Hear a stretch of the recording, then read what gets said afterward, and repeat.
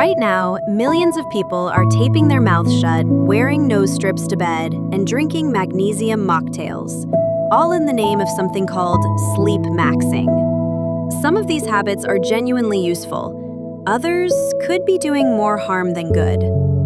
Today, we're going through the evidence, one myth at a time, so you know exactly what's worth trying and what's just noise.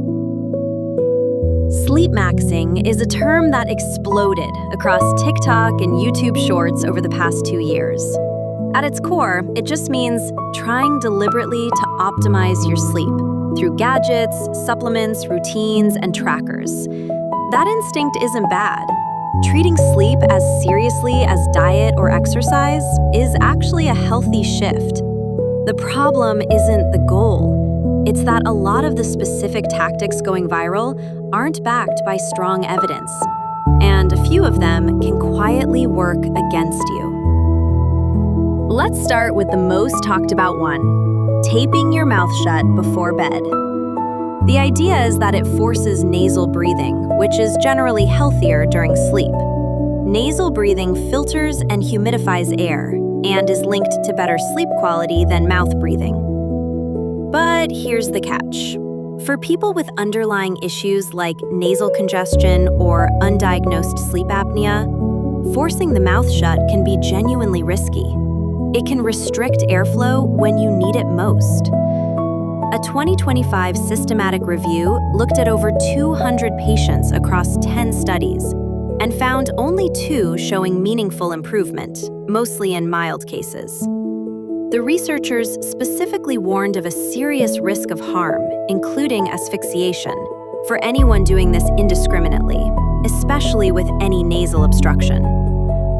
Verdict: if you don't have a diagnosed breathing issue and you already breathe through your nose most of the night, taping is low risk, but also unproven at a rigorous clinical level. If you snore heavily, wake up gasping, or feel exhausted despite enough sleep, mouth tape is not a substitute for talking to a doctor about sleep apnea. Source: Ree J. et al., PLOS 1, 2025. Nasal strips are a gentler cousin of mouth taping. They physically widen the nostrils, which can reduce nasal resistance and may help some people breathe a little easier at night. The evidence here is more modest than dramatic. They can help with mild nasal congestion, but they won't meaningfully treat sleep apnea or chronic snoring caused by airway collapse further down the throat. Verdict: low risk, mildly helpful for some, not a fix for a real breathing disorder. Wearables like Aura and Whoop have gotten remarkably good at estimating sleep stages using heart rates and movement data. Used casually, they can genuinely help you notice patterns, like how alcohol affects your deep sleep, or how a late workout impacts your heart rate overnight. But there's a documented downside. Sleep researchers have described a condition called Orthosomnia, an unhealthy obsession with achieving perfect sleep scores, which can itself create anxiety that makes falling asleep harder. The term was coined in a case report published in the Journal of Clinical Sleep Medicine, which documented patients whose anxiety about improving their sleep scores actually worsened their sleep quality. The irony is real. The harder you try to control sleep, the more your nervous system resists it. Verdict: trackers are a useful mirror, not a judge. Check your data weekly, not nightly. If checking your sleep score is making you anxious at 6 a.m., that's a sign to put the app away, not to try harder. Source: Baron K.G. et al., Journal of Clinical Sleep Medicine.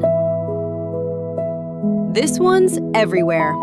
Tart cherry juice, magnesium powder, and a splash of prebiotic soda, sipped an hour before bed. Let's separate the pieces.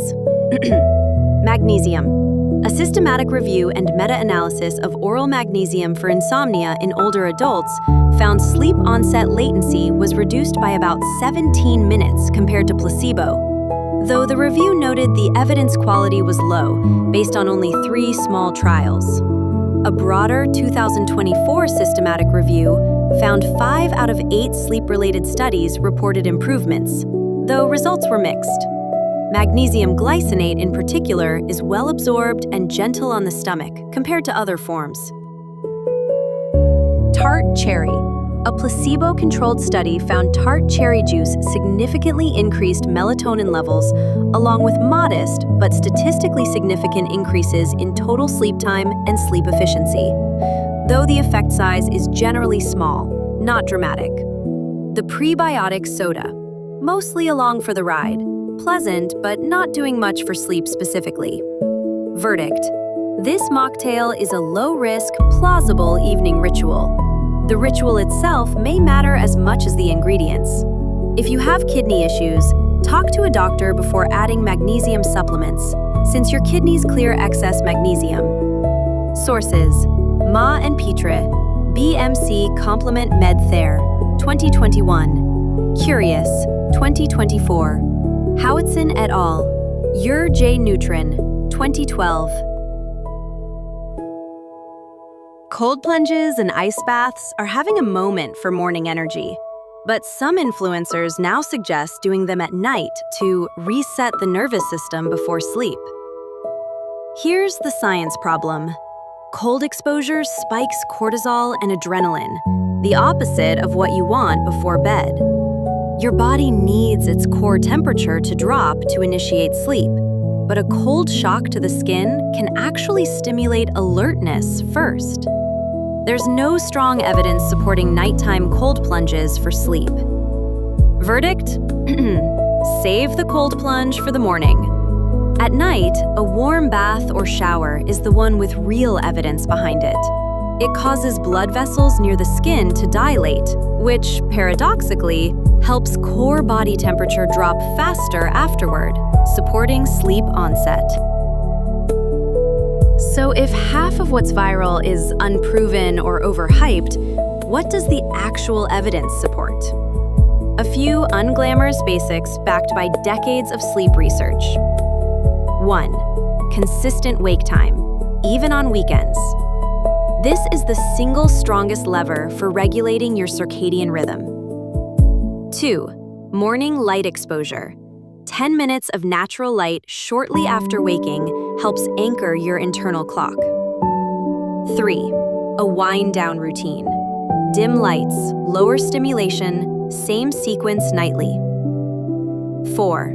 Keeping the bedroom cool and dark. Supports the natural drop in core temperature your body needs to fall asleep. 5. Cognitive behavioral therapy for insomnia, or CBTI. Considered the gold standard first-line treatment by sleep medicine organizations, often outperforming medication in the long run. None of these will go viral. They're not exciting, but they're the closest thing sleep science has to a sure thing. Source: American Academy of Sleep Medicine, AASM, Clinical Practice Guidelines, 2026 update. Sleepmaxxing isn't wrong for wanting better sleep. That instinct is a good one. But better sleep doesn't come from chasing every viral hack. It comes from a handful of boring, consistent habits applied every night. If you're dealing with real, persistent sleep problems, waking at 3 a.m., gasping, or feeling exhausted no matter what you try, please talk to a healthcare professional. No supplement or gadget replaces that conversation. If this helped clear things up, the next video breaks down exactly why you wake up at 3 a.m. Link is right here.